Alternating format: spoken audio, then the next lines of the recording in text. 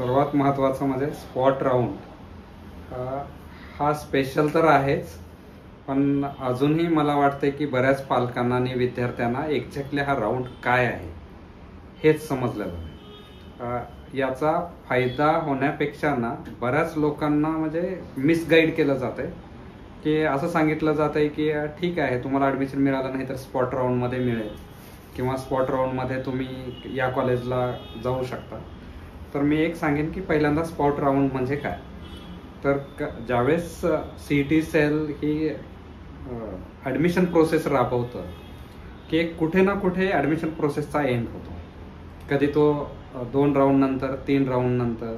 आता या वर्षीच्या नवीन म्हणजे प्रोसेसनुसार 3 राऊंड, नॉर्मल राऊंड आणि त्यानंतर एक इन्स्टिट्यूट लेवलचा राऊंड, म्हणजे हे 4 राऊंड झाल्यानंतर प्रोसेस एंड होणार. पण प्रोसेस एंड झाल्यानंतर एक कट ऑफ डेट असते ॲडमिशनची. तर तोपर्यंत त्या संस्थेमध्ये, त्या कॉलेजेसमध्ये तुमच्याकडे जर वॅकन्सी असेल तर ॲडमिशन देता येईल.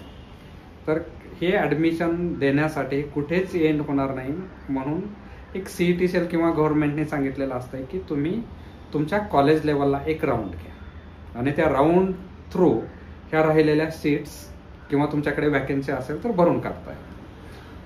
आणि हा जो राऊंड आहे ना, या राऊंडला स्पॉट राऊंड म्हणायचं. तर एक मेजर डिफरन्स सांगेन मी की बाकीचे जे राऊंड्स असतात ना ते शेड्यूल्ड असतात आणि ऑनलाईन असल्यामुळं तुम्हाला एका ठिकाणी जायची गरज नाही.